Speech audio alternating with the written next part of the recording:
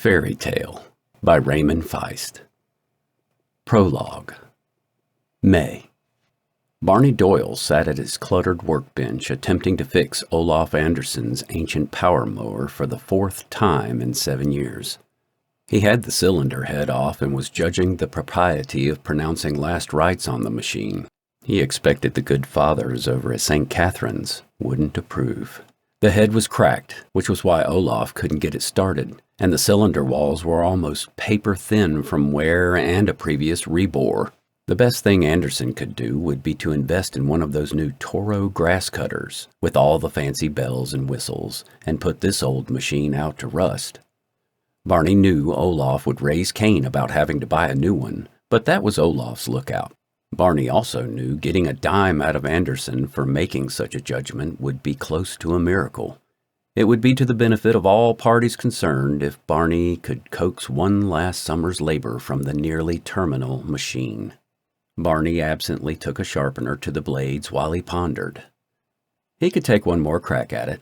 An oversized cylinder ring might do the trick, and he could weld the small crack. He'd get back most of the compression, but if he didn't pull it off, he'd lose both the time and the money spent on parts. No, he decided at last. Better tell Andersson to make plans for a funeral. A hot, damp gust of wind rattled the half-open window. Barney absently pulled the sticky shirt away from his chest. Meggie McCorley, he thought absently, a smile coming to his lined face.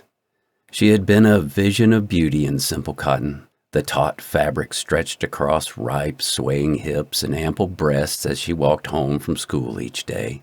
For a moment he was struck by a rush of memories so vivid he felt an echo of lust rising in his old loins. Barney took out a handkerchief and wiped his brow. He savored the spring scents, the hot, muggy night smells, so much like those that blew through the orchards and across the fields of County Wexford. Barney thought of the night he and Meggie had fled from the dance, from the crowded, stuffy hall, slipping away unnoticed as the town celebrated Patty O'Shea and Mary McManus' wedding. The sultry memories caused Barney to dab again at his forehead as a stirring visited his groin. Chuckling to himself, Barney thought, "There's some life yet in this old boyo." Barney stayed lost in memories of half-forgotten passions for long minutes, then discovered he was still running the sharpener over a blade on Andersson's mower and had brought the edge to a silvery gleam. He set the sharpener down, wondering what had come over him. He hadn't thought of Meggie McCorley since he'd immigrated to America back in '38.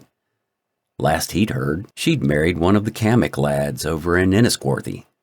He couldn't remember which one, and that made him feel sad. Barney caught a flicker of movement through the small window of his workshed.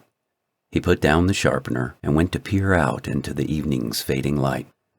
Not making out what it was that had caught his attention, Barney moved back towards his workbench.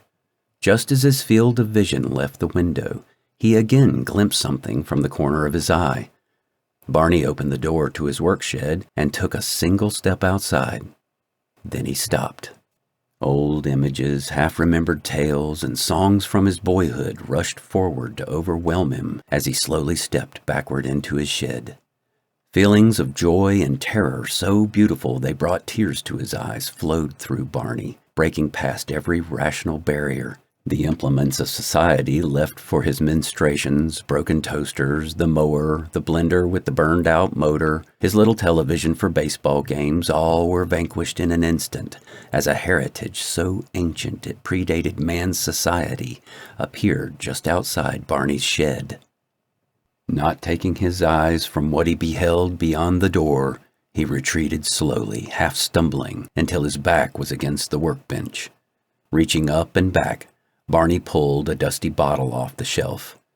22 years before he had taken the pledge, Barney had placed the bottle of Jameson's whiskey atop the shelf as a reminder and a challenge.